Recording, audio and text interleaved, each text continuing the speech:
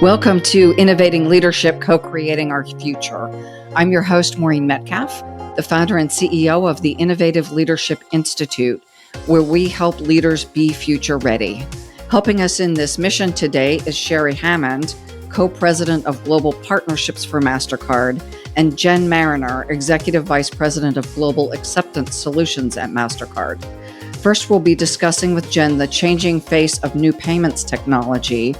Then we'll talk about co-creating with partners to bring transformation at scale with Sherri. So Jen, thank you. We're delighted that you're joining us. Thank you so much, Maureen. It's great to be here. So let's jump right in and talking about building technology being the first step in this process. Mm-hmm. Tell us a little bit about how you think about it and how do you ensure scale, because scale is obviously required for Mastercard. Absolutely. So the way that we pay has totally changed over the last couple of decades. We're now even more than ever focused on ensuring the transactions are safe, they're simple, and they're secure, and they're digital. Because the physical world of interacting and the online world of interacting with payments have converged. And consumers and businesses, they expect to be able to pay and be paid wherever, whenever, however they want. And obviously, Mastercard is in a unique position. We've got over 100 million merchants. We've got more than 3 billion cardholders. So we act as a really powerful connective tissue in the payments ecosystem. But to your point, where we need to focus is on building that technology and innovating in that technology to ensure that we're able to deliver the right experiences for merchants, consumers, and all of the technology and partners that sit in between. So, what we do is really think about innovation. We recognize the changing landscape and we embrace those changes by continuing to think about who are the new commerce players and the new business models that exist. And then how do we enhance the technology or create new solutions to meet these new integrated and sophisticated ways in which customers want to be able to make payments.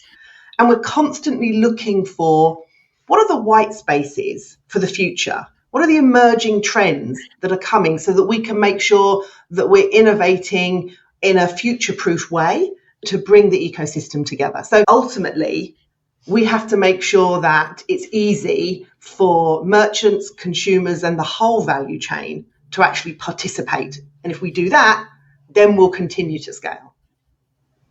So as you said, 3 billion customers, 7 billion people on 7 to 8.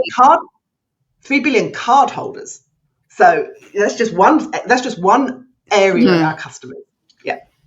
I'm just thinking of with 8 billion people on the planet, that's slightly short of half of the world's population in some way engaging with Mastercard. And as you've said, that doesn't necessarily account for all of the business segments. Exactly, Maureen. Are we close to a reality where physical cards and manual entry will disappear without plastic? What will we do? So I think your vision for the future is right, but let's look a little bit about where we've come from to get to here. So, as I mentioned a moment ago, we've played a fundamental part in payments technology and how we've digitized that over the last decade and beyond. This is from contactless cards to tokenization and obviously into the investment we make in cybersecurity. And so there's more options than ever to be paid and to pay. So, I mentioned tokenization. 10 years ago, tokenization was introduced. And this is where we remove the need for a physical card number because we create a tokenized version of it to safely use in the ecosystem. And just in this 10-year period, 25% of our transactions are now tokenized on the Mastercard network, and that's growing 50% year on year. You've got contactless payments, which now more than 2/3 of in-person transactions are contactless globally. And in some markets, like here in Europe, more than 90% are contactless payments. Then you think about, okay, how do you innovate from there? Contactless payments has allowed us to start thinking about tap on phone, where we're taking the 7 billion smartphones that exist in the world and turning each one of those into an acceptance device. So we're really seeing this progression in both the in-person space, but also with the likes of click-to-pay technology, which is now available in 35 markets around the globe, also in the online space.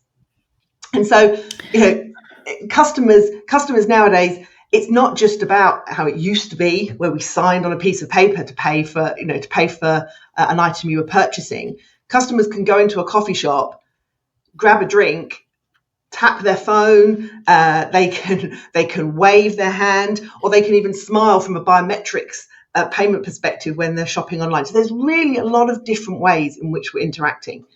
But to your point, in the future, because we're building those technology solutions, we will get to a point where you don't need a physical card. It can be done digitally, and manual entry is already disappearing with click to pay. That's already starting to be phased out.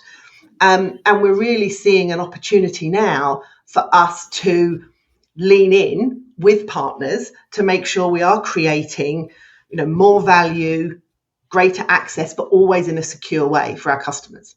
I love the idea of not needing a physical card, just Yes. thinking about especially with aging parents losing their cards and things like that. There are probably whole populations for whom having a physical card is not practical. Yep. So how can we continue to build on these new behaviors, the adoption of contactless payments, and take it a step further for greater efficiency and a better experience? And I'm guessing for the merchants, that also may mean more secure and less cost, better customer experience. Yeah, absolutely. I mean, you just mentioned a moment ago, those customers who don't want to or can't use a card for whatever reason. During the pandemic, contactless surged. And that was really because that's how everyone felt comfortable being able to pay. People embraced this new technology around contactless payments. And as a result of that innovation and scale and adoption that we've seen, particular segments have embraced it at an even faster rate. So we think about transit. In many cities around the world now, you simply tap as you're traveling around a city, because that is just the most convenient way to pay. And from a merchant perspective, or for the transit authority perspective, suddenly you're just increasing the footfall, increasing the efficiency. It's win-win all round. So, we're at a point where we can really harness this momentum that's happening around contactless and start to think about new ways. So we've taken the baseline contactless transaction that happens in a store. And now, as I mentioned earlier, you're now seeing tap on phone, where folks are tapping literally on the phones of merchants to take a payment.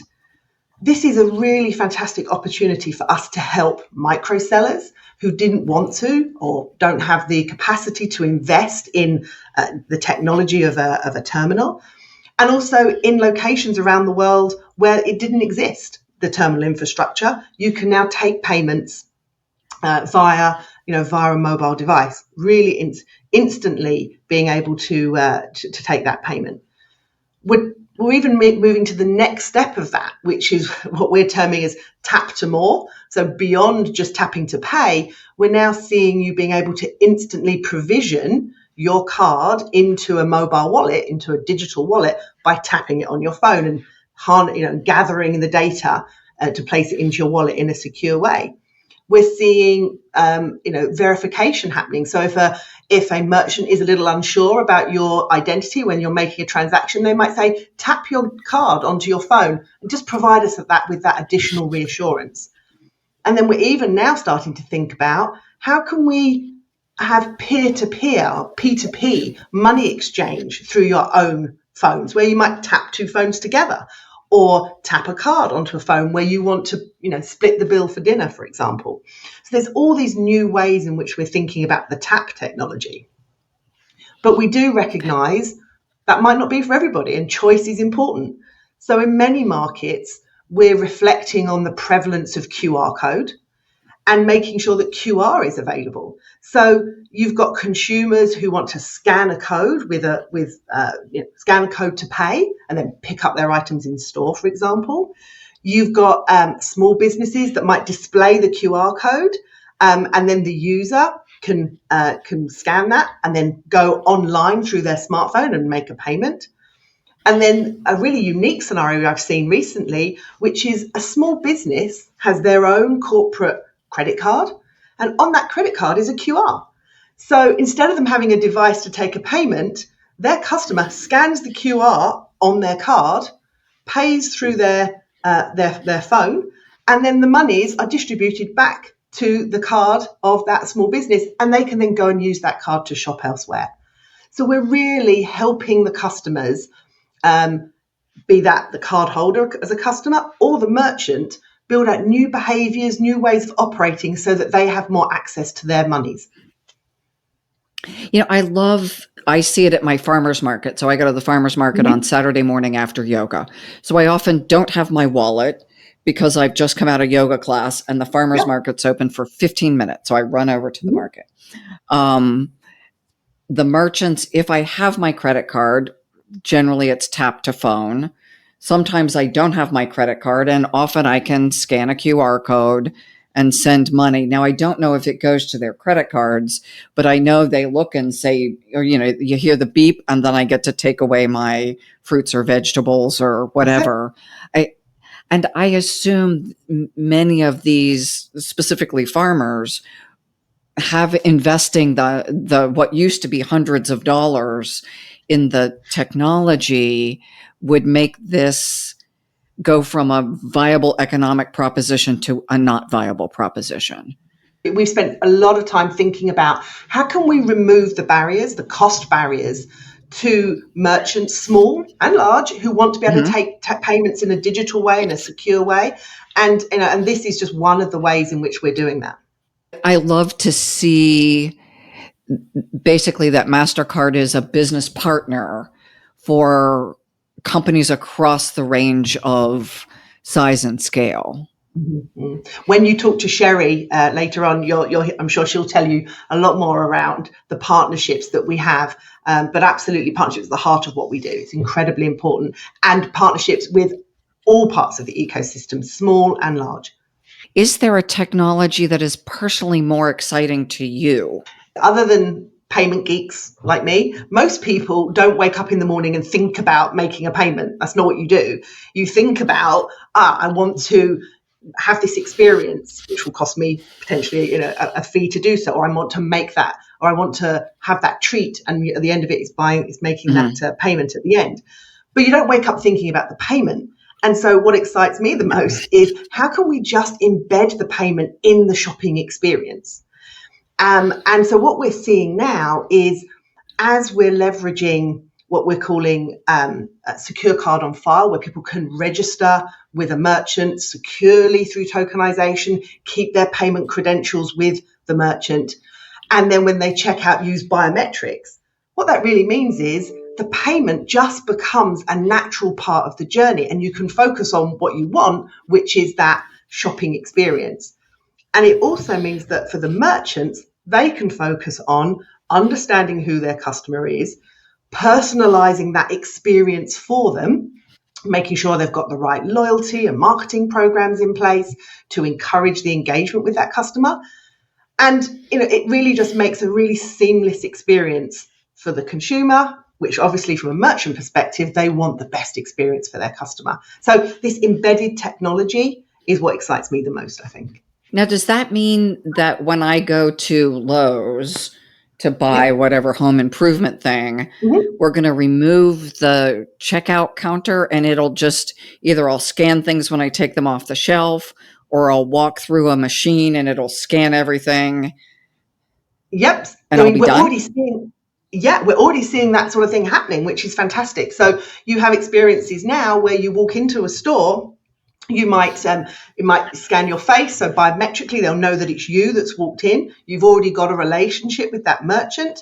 You can take your goods as you're traveling around the store, and as you exit the store, they'll be aware of what you've collected, and then obviously behind the scenes take the funds for that for those items that you've purchased. But you've already built that relationship, so it really does give an opportunity for there to be a stronger connection between the customer and the merchant, and we're facilitating that. And removing the friction. For most of Yes. us, we don't have enough time in our day, and going to a merchant rather than buying something online, if the friction goes away, I am more likely to go to that merchant. Potentially, and also friction going away online. How do we make that the most simple and seamless experience? We know that merchants and the ecosystem have worked so hard to improve the logistics of delivery, for example. Our job is to make sure we also improve the logistics of making the payment and improving the conversion rate, improving the accelerating the checkout times to make it a really smooth experience, whether you're in person or online. So then that leads into the question, why did we need to keep evolving both physical and online experiences, even though what we've got works? Why evolve? Well, yeah, so what we've got works today. And as we all know, we can't stand still. We have to be thinking about tomorrow, not least because unfortunately the fraudsters are always thinking about tomorrow. And so we need to stay a step ahead. And so evolving our in-person and our online experiences means that we stay a step ahead of the fraudsters. We're investing in the technology, we're investing in that security to stay a step ahead. But we're also making sure that as customers, blur the lines between online and in-store. So for example, I don't know about you, but I will often, in the morning, I'm super busy dropping kids off at school as I'm coming into work. I'll have ordered my coffee in advance from my app, drop the kids off, run into the store, and there it is. So, making sure that we evolve so that as a customer, I don't know, did I just do an in-person transaction or an online transaction? Does that merchant know that it was me, whether I was online or in-store?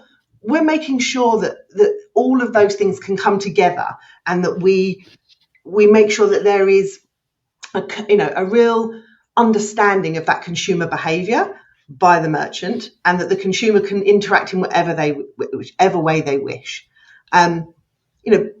Providing choice is the number one focus for us. We need to make sure that all the consumers, have access to the new products, new solutions, new services, new relationships, and they feel confident in doing that. The two things that stand out to me are reduced friction, so quicker is always better, and secure. Yep. How do I make sure that using my either physical card or digital card or my face enables me to pay for only the stuff I bought, that I don't get home and find out that Lowe's accidentally charged me for the stuff the person who walked out right behind me purchased, or which I realize is not your problem necessarily, but that these systems... We're part of the ecosystem, and we need to build that trust with the whole ecosystem. I love the focus on evolution to retain your competitive advantage. So to that end, then, how are you looking at the rise of new business models, one being the gig economy, as you talk about the merchant, and innovating around those, especially as I think about many of our gig workers are younger, they may not have established companies, they're a different segment of the population than necessarily my farmers or Lowe's, being the two ends of the spectrum. Yeah. So you're right. I mean, there is so many new and evolving business models that exist, and where we're very fortunate is that with the footprint of Mastercard that we talked about, both in terms of our merchant base, our technology reach, and also our consumers who have cards, we have multiple dimensions where we're able to interact.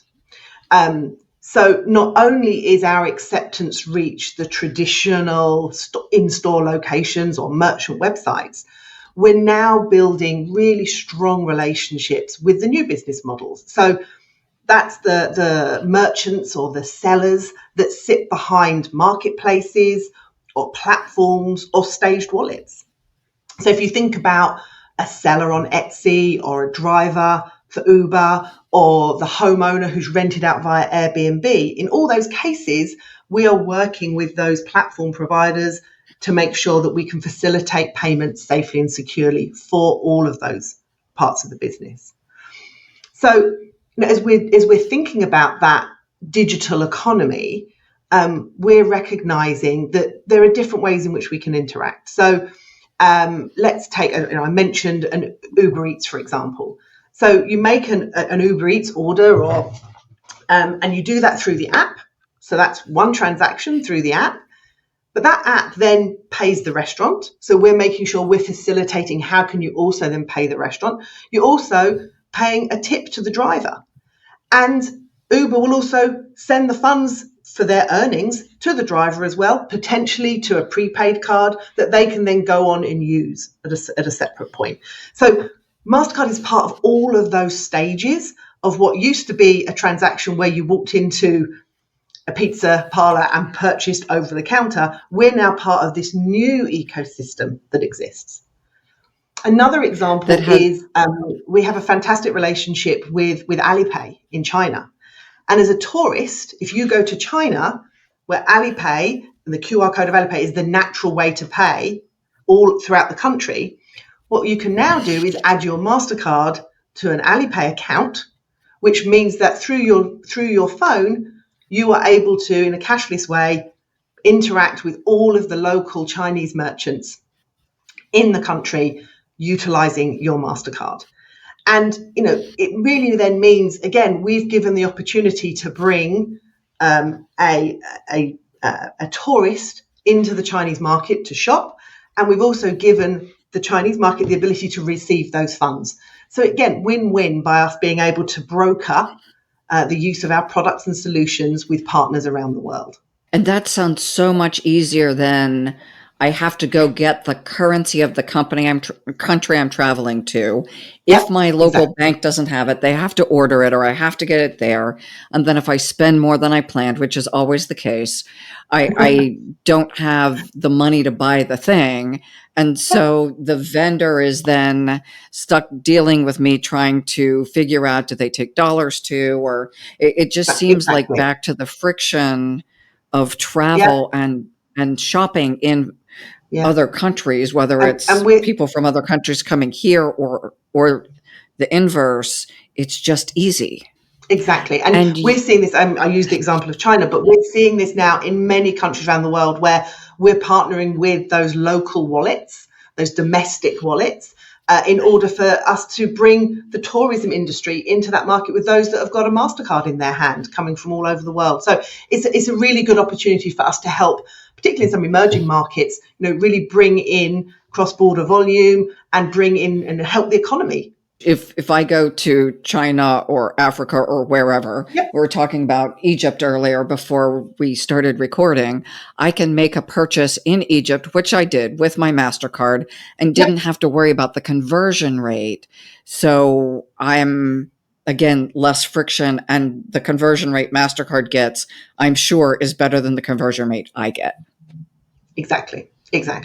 You're in both a competitive and a cooperative market. So as a fintech and a payment service provider, you're working with merchants, you're working with people making purchases, you're working with other payment services. Someone has a Visa, you have a Mastercard, you're moving money across those platforms. And yet there is still a competitive nature of you want to grow, they want to grow. How does that work with it? My assumption is there has to be a lot of collaboration or the fintech industry doesn't work. You're spot on. It's funny, I'm not wanting to reveal too much of my age, but I've been in the payments industry for a long time, nearly 20 years. And in that time, people have always talked about, oh my goodness, this is the next competitor. What we actually find is, as and this was when I've been working at Mastercard and even before that, in order for us to help the ecosystem as a whole, the consumers, the merchants, when we can collaborate, we can all grow. We can grow the ecosystem. We can improve the experience. So you're absolutely right. We spend a huge amount of time working with commerce enablers. What do I mean by that? If you think about the traditional ecosystem of having an issuer and an acquirer, there are now these amazing technology partners that we work with. What you might call an ISV, an independent service vendor, independent software vendor, SaaS platforms, payment service providers, all of which have a really unique and additive role to play in the payments ecosystem. And we work with them to make sure that we're ensuring that there is choice. There's choice in terms of the payment methods that are on offer. We're ensuring that there's convenience. Let's make sure that these transactions are fast, they're convenient. You can pay when, where, how you wish. And incredibly important, make sure they're secure. You know, we talked earlier about tokenization, cybersecurity, artificial intelligence. How do we bring that in, leveraging the relationships with these partners to make sure that this is a trusted and a safe transaction that's happening. And we'll continue with these partners to think about how are we merging the digital and the physical world together to bring the best experience for the merchants and the consumers. Because I think more than anything, what we recognize is that through these partnerships with commerce enablers, we can integrate the huge range of offerings that we have.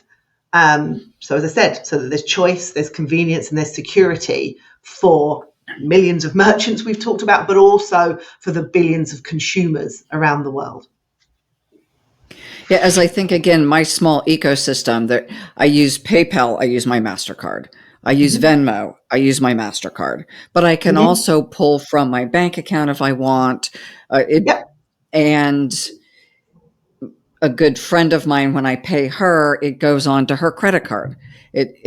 So to your point, that I am aware that she has less credit than I do. So her cash payments fund the credit card, and or her preference is just that. So the range of options really allow people to live also the life that suits them according to their values. I'm also aware that some religious denominations aren't in favor of credit.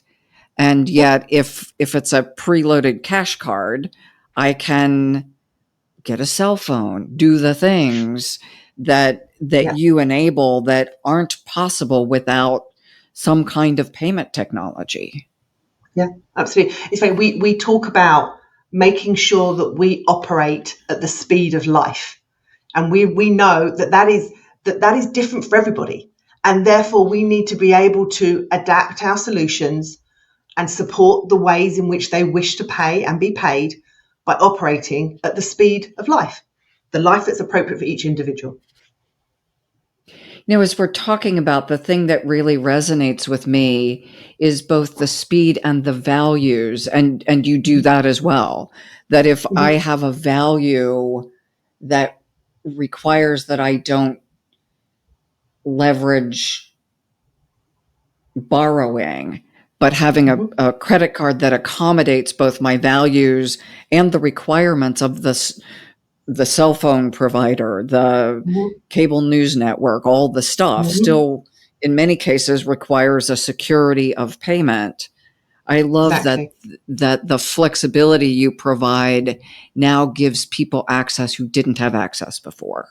We have to be there for everybody in the ecosystem. Thank you, Jen. This was really insightful as we think about what you wake up thinking about. How does the payments industry work? How do customers, how do merchants, how do humans live their lives and do it conveniently, safely, so that we can go on and not think about it because you are. Thank you, Maureen. How would people find out more either about you if you blog or about what Mastercard is doing kind of in the innovation space? Please go to mastercard.com. But obviously, I'd love to engage directly with the folks that have listened today. And you can do that through contacting me via LinkedIn, Jennifer Marriner, LinkedIn. So please do that. Thank you so much, Jennifer. It's been great to talk to you. It's been a pleasure. Thanks, Maureen. And now I'd like to introduce Sherri Haymond. She is the co-president of Global Partnerships and a member of the company's management committee. And we're going to be talking about co-creating with partnerships to bring transformation at scale. So Sherri, thank you so much for joining us. Thanks so much for having me, Maureen. Over the course of your career, you've seen the payments industry transform with digital and mobile device adoption as an undercurrent. How has your world changed? How has my world changed and how has the world changed? I mean, it's night and day. I mean, looking back, so when I first joined Mastercard, it was July of 2010. Okay. And I actually joined the company as a lawyer. So I'm a lawyer by training, and I joined as a product lawyer. So at first I was the lawyer for global prepaid debit and ATM. And then moved quickly into a different role where I was the lawyer for what was then called emerging payments. So emerging payments, it is now kind of our digital payments practice. But back then it was sort of a collection of various things that had no other home in the company that people had a hunch could propel us into the future. Things like our virtual card number engine and things like our the money sent, the transaction that enables P2P payments and things like that. But it was more kind of individual, kind of little point solutions or individual products rather than platforms or a strategy. And, I was very fortunate. So Ed McLaughlin, who now is our president of technology, he got the role to lead this emerging payments kind of small group, which was again then a very, very small group, a collection of random things into the future and have it figure out, kind of form what the backbone was going to be for digital payments. So P.S. I worked with Ed and, many others, over the years to basically transform the guts of the way our infrastructure works to be suitable, right, to support modern payments technology and innovation. We figured out things like there should be, that no payment data should just be at rest unencrypted, right? And that was the kind of insight that grew into tokenization, which now fuels like all of e-commerce payments and contactless payments. We figured out that contactless payments should be more of a thing, right? And in various parts of the world, they had been on a journey to make those ubiquitous. We worked with various teams around the company to put the right rules and standards and the right incentives in place to move the rest of the ecosystem, that way. And again, this bidirectional payments thing, initially, not every Mastercard debit card could receive payments, right? They could only make payments. But in order to turn that into a really vibrant two-sided, ecosystem, putting the infrastructure, the rules, the standards, both technology rails and business rails, call it, in place to make that ubiquitous. I mean, that has fueled, partners like Venmo and, and Remitly and Wise and all of these, companies that are now, really big users of Mastercard Send. Like none of that stuff would exist if we hadn't put these foundations in place, way back when. And so what's involved in that process? I'm a user of Venmo. My primary cards, business cards, personal cards are all Mastercards. So I'm familiar as a user, but I just pull the thing out of my wallet or it pops up in my autofill. And to me, it just happens. Clearly for the company who made it possible for it just to happen on my side, there's a lot that you had to do to ensure that it happens consistently around the world. No matter what country I'm in, I use my Mastercard to get cash to do the things rather than going to uh, currency exchange. Like that seems like a thing of the past to me. I don't know that it does to everyone, but that means I trust that it works no matter what country I'm in or what currency I'm using. That's right. And so there was a giant kind of enablement journey, that we went on with the various, the leaders who led our Mastercard markets right over the years.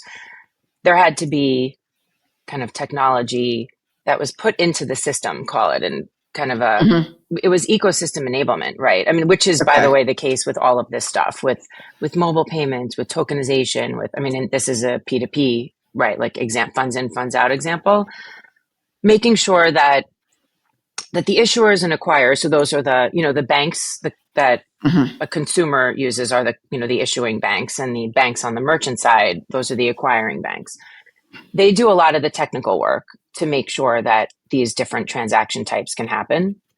So, in order for you to be able to send money to someone else using your Mastercard debit card, let's say, in order to make sure that all of those transactions are seamless and safe and secure, that they go through seamlessly, but there's also transparency in those messages so that the issuer, the acquirer, the consumer, the merchant know what's going on. And in the case of the P2P payments, also that they contain the necessary information that various government agencies, regulators require that we include.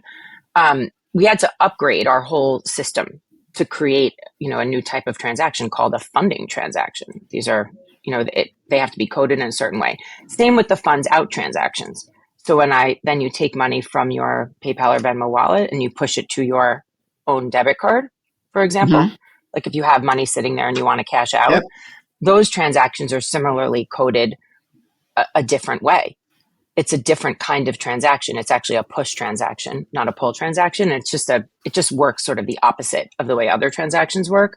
But in order to get that going, it's a whole ecosystem enablement exercise, where we have to work very closely with various partners, in the ecosystem, not only the digital partners who are implementing the technology in this case, right, but also the issuing banks, the acquiring banks. Consumers have to learn how to use it. Merchants have to kind of understand what to do with it. So it's a real team. It's a real team sport. That's just one example, but it's almost that everything that we do from an ecosystem enablement perspective kind of follows that framework. So I'm just thinking every single little bank around the globe. So credit unions, small local banks, community banks. I get JP Morgan and large banks not so hard to navigate because they're in this ecosystem. But my little one branch local bank has to also use the same standards so that you can read the transaction. That's right. Who sets those? Is that a Mastercard? Because you're dealing with PayPal, who's everywhere, Venmo, who's everywhere, my Uber, who's everywhere now. Exactly. I'm sure this was in place well before Uber. But it actually powers cash outs for Uber drivers. That's how Uber drivers can get paid whenever they want. Right after a ride, they could cash out. Okay, like that PayPal wallet. Sure. No, or just from their Uber account, actually. Okay. In that example, there's many, many examples of how, the funds in, funds out technology has been adopted for various use cases. But yes, it actually, so it takes years to do this sometimes. And in the case of kind of P2P, payments, remittances, it was quite a long journey. Yes, bigger banks did tend to come on board first, but then over the years, what happens in the cycle is, we have enablement efforts around it where we do webinars and we try to, get people on board. The account managers go out and try to help people get on board. And then consumers start asking their banks also for certain things, and merchants start asking their banks for certain things. That actually was part of the case with contactless, for example. So there also is so we have a push in education push and things like that. But then there's also a pull where, where various members of the ecosystem that may be lagging behind are actually kind of dragged along by their customer base who's demanding the technology upgrade. And so we obviously take advantage of that dynamic as well. So who funds the technology? And I realize that's probably a very complex answer, but you have I assume, a large backbone that then these banks port into for a portal type of thing. Is that how it works, or? Well, not everything is the same. Okay. So the way that our tokenization system works and how that was built is actually different from the way our P2P system and how that was built is different from how, certain of our fraud and security assets, those we may make a big acquisition and then incorporate elements of something like that, like into our transaction messages. It just depends. I mean, generally we have technology platforms that then we work with partners to understand what are the capabilities that we need to provide to power your business, to power your growth, to power what's going on with you. Like a big part of that over the years has been just focus on making e-commerce transactions, right? Like online transactions and in-app transactions, very seamless. I mean, there is a whole operation that goes into making the beautiful, for example, Instacart or DoorDash experience that you might, experience today, or the getting an Uber or a Lyft, or or shopping on Amazon.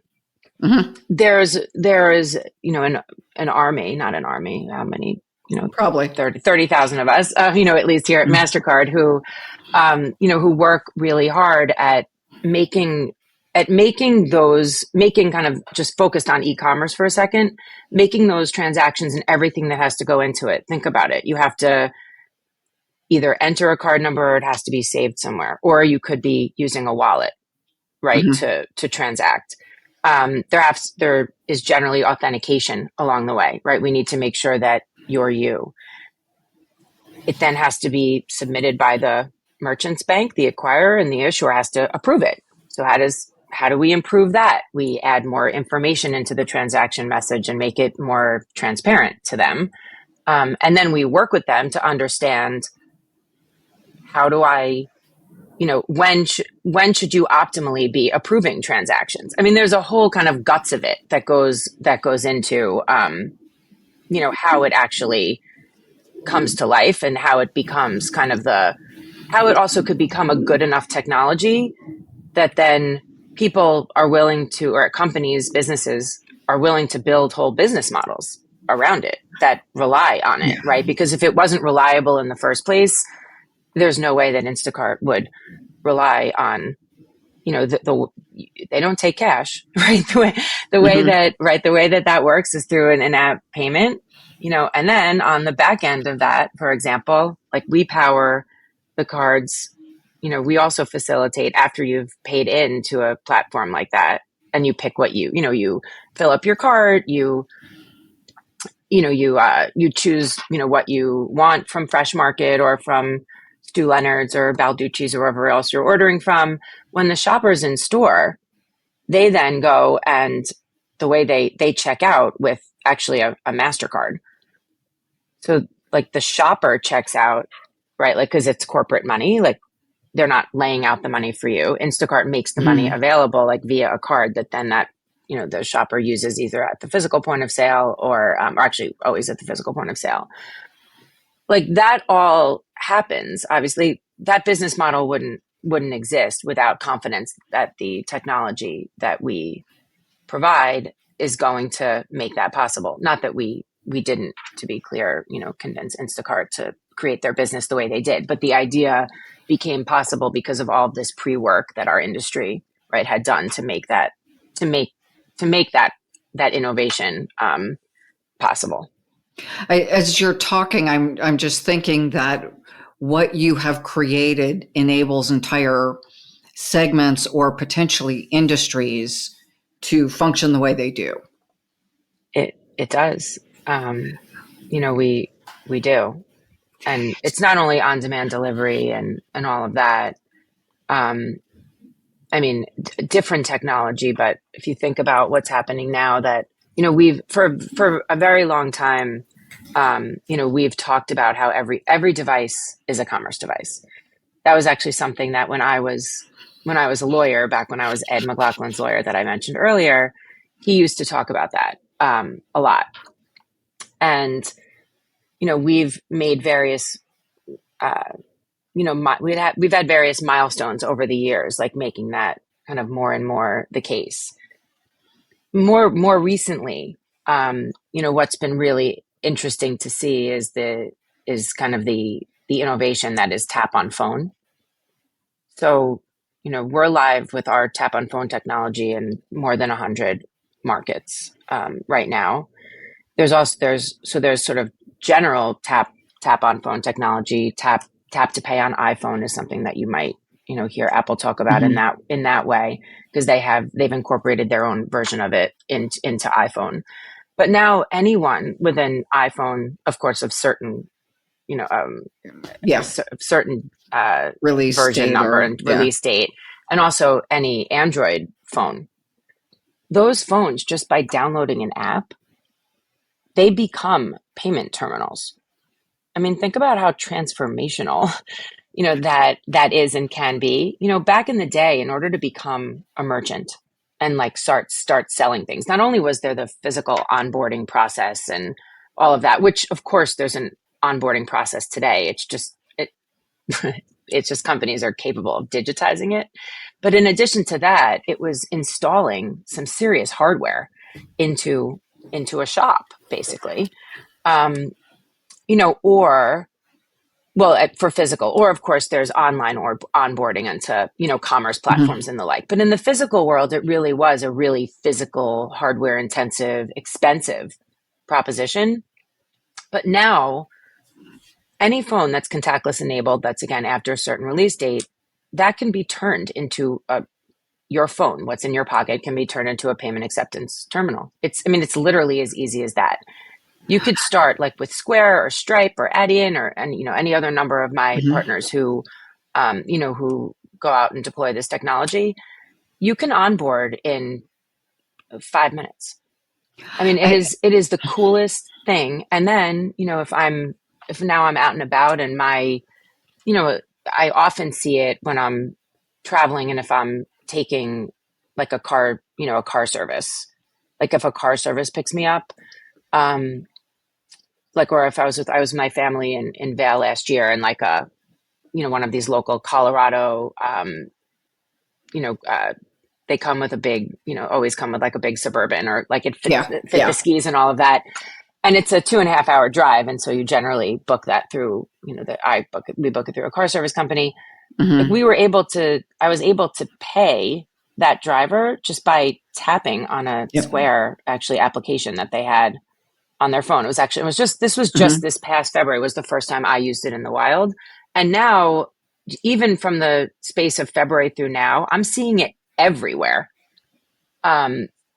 Like it's just popping up everywhere. It's popping up, in the enterprise context where store associates are using it as like a kind of like a seamless door bust, like a line buster type, service where the associates will be walking around the store and they'll notice that there's a long line and that you're ready to check out. And they say, oh, if you're paying with card, why don't you just pay, check out right here with me? And that was in Sephora. And that's, it's super easy, and it's transforming the way like everyone is shopping and, interacting with each other. And it's also making it very easy and so much more possible, for more businesses to accept payments in this new way. And it's totally transformative. As a vendor, so I was speaking at a conference. I had published a book a number of years ago, and to sell the book at the conference, I needed to be able to take credit cards. I think it cost me $1,000 for the machine to sell. Oh my gosh. $200 worth of books. It was just crazy. But the conference people expected me to be able to sell it. I needed to be able to not just take cash. It was a big money losing proposition. But as an author, it was just a capability I needed And to you probably felt have. like you had no choice. Yeah. I did feel like I had no choice. Yeah, but And now it is so easy and now to I can accept do it on payments in my any number phone. of ways. Yeah. It's pretty amazing. And I have an account through one of the online classes that we offer. So it's just on the platform. It all goes into something and then into my PayPal account, and I That's can send right. the It's PayPal easy. money. And yeah, and as a user, I mean, you talk about offering training, but it's a thing that we can figure out. I don't have to go off to days long class. I go on to YouTube, figure out the thing, and in 5 minutes, I move the money, or it's just intuitively obvious enough that it just works. Speed, simplicity, convenience, and just sort of ease of use are only getting better and better and better. With all of these technologies, all of the partners that I work with put so much focus on creating, amazing, really seamless, easy to use and then easy to understand and thus easy to adopt, consumer experiences. And I think that's actually been that's obviously helpful to scale as well, when it's very So, easy for people to get access and to understand the assignment. so as a business owner, this is crucial. Where, to the extent that you can share, what next? So there's a lot going on that's next. I mean, in particular in B2B, sticking with the business payments for a Mm-hmm. minute. So, we've been talking up until now about how much progress there's been on the consumer payment side, pretty much. And of course, the whole industry focused there first. So there is a lot of opportunity to have similar innovation on the business side. So payments in general, B2B type payments, invoice payments, things like that. So yes, we've really helped small businesses accept payments more easily and make payments. We have lots of different kinds of small business cards that have great value propositions, and they're tokenized and they're put into the various like mobile payments platforms, and all of that's great. Invoice payments are a different story. The whole idea that there's still, arcane ACH, based payments where reconciliation is really challenging, where, insufficient funds are generally a problem, where also businesses aren't earning the rewards, or getting the rebate that they want from, they may have a corporate card type spending program, but if they can't use it, or if it's not easy to use, right, in whatever environments they need to pay, that's really problematic. And so one of the things that we're thinking about, and what I'm excited, like one of the things I'm really excited about, is the opportunity, through embedded finance and also just consumerizing a bit of how B2B commercial payments work. If you think about it, like the people who are in the office of the CFO, or in the Treasury Department, or in the procurement department, or if it's just me, let's say buying lunch for my team or booking something, and I'm supposed to use a P card, like that should be easy and seamless, and it should be as wonderful of an experience as it is if I were doing something for myself or my family with my personal card. Or, I mean, my husband has a small business. He both, invoices people and gets paid.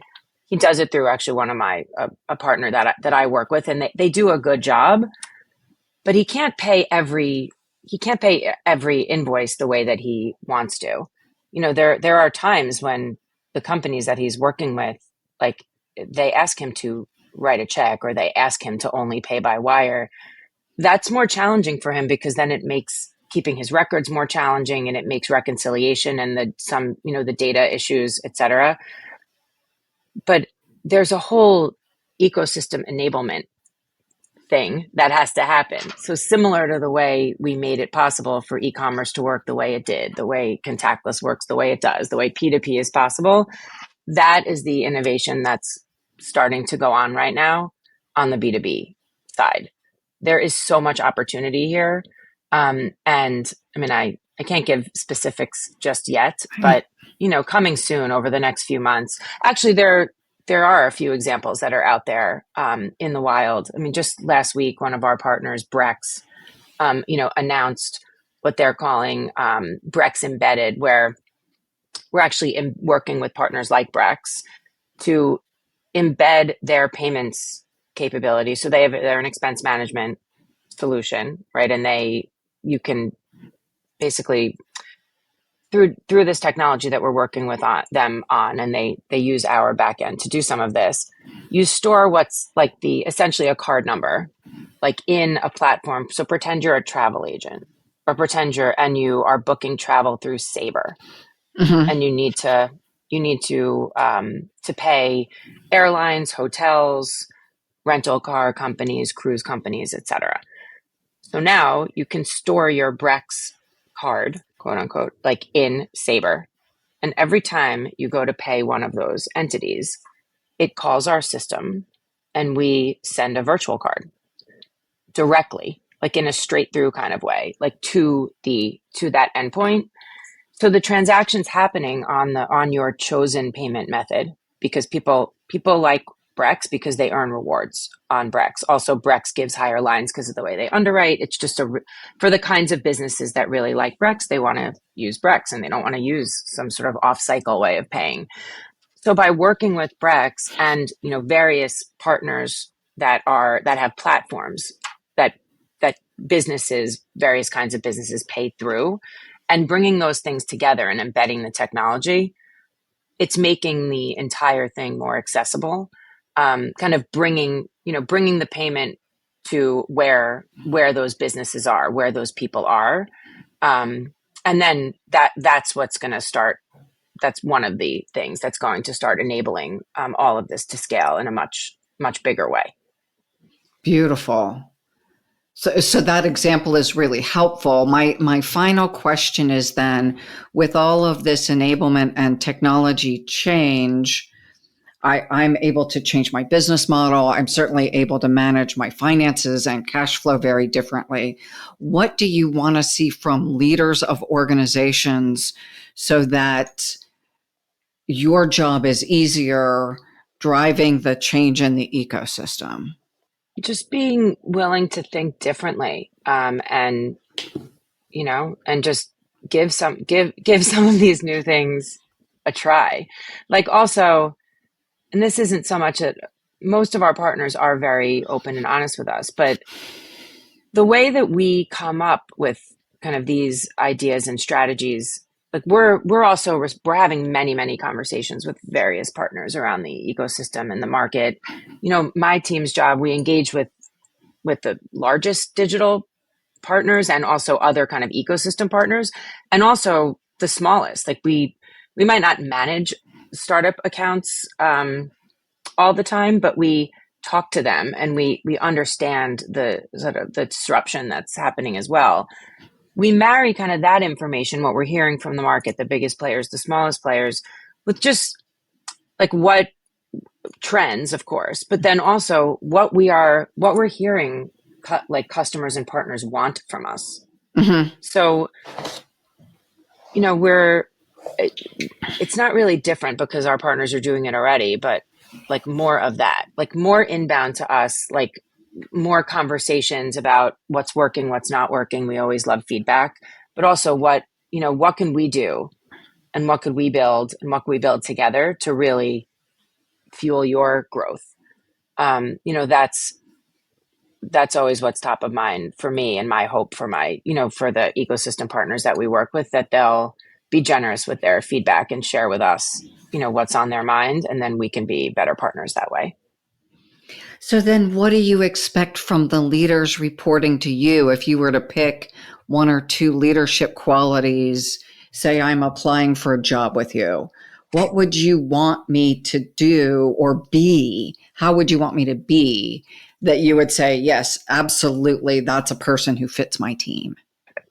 We look for people that can connect the dots. Okay. I look for people that are, that are always listening, but not just listening to themselves or listening to kind of one channel on the, Mm-hmm. on Sirius or on, on the radio, listening to all of it. Understanding the macro, understanding technology trends, understanding business trends, and taking it all in and having lots of conversations with people internally, externally, to just get a good idea of what people are looking for and kind of what's happening in the subtext. Because we always try to, skate to where the puck is going, for sure. We definitely also look for people that are grounded in reality, but are willing to think a little bit outside the box about, about what's possible. But also people that understand that not everyone is 20 steps ahead. So being able to bring people along and tell a story Mm-hmm. and understand, the importance of data and how to come to the table, like prepared to back up what you're back up, both with customers and internally, right? Like, it's great to be a dreamer and have lots of good ideas, and you will get nowhere and not get them funded and not have anyone believe Mm-hmm. you if you can't like tell the story in a grounded, business case friendly way. So people on my team like also are extremely grounded in that, and I look for leaders who can balance those things, again, and who could bring people along, and also obviously who are good people and who are good motivators, of the team, and who can really represent Mastercard and our innovative culture. Well, and working and developing leaders, the thing you've described is not an easy one to find. To be able to connect across, see the nuance, 6 layers down, and to be not arrogant, humility, kindness, emotionally intelligent. So that's All to of bring those things. people I mean, along. the humility and kindness, or the kindness, and I mean, we have something here that we have been talking about for many years called the decency quotient. We don't, at Mastercard in general, we don't really accept anything less. And not everyone who's that cognitively high powered is also nice. That's true.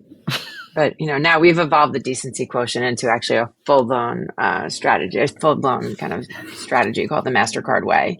Cool. And we actually spend a lot of time developing leaders according to this framework.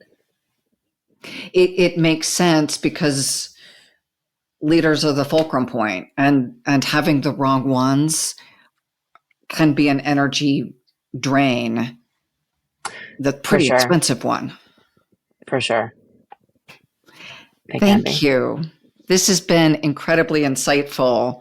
Thank you very much for the work you're doing to make businesses like mine be much more successful. Well, thank you. This was a lot of fun. So, Sherri, last question. I know I've said that 3 times now. Where would people learn more from you and learn, I assume, Mastercard.com to learn more about Mastercard? Our website, of course, and our newsroom. And then I'm on LinkedIn. I've not been as active as I used to be, but I'm going to change that now that I'm sitting here talking about it. Yeah, I mean, you really can't, you can't miss me if you Google me. I mean, I am really all over the place. But yeah, no, but the Mastercard newsroom is the best. We put out really terrific content, and that's where I would definitely direct people to go. Cool. Sherri, thank you so much for your time, for the work you do, and for sharing your leadership thoughts with our audience. Thank you.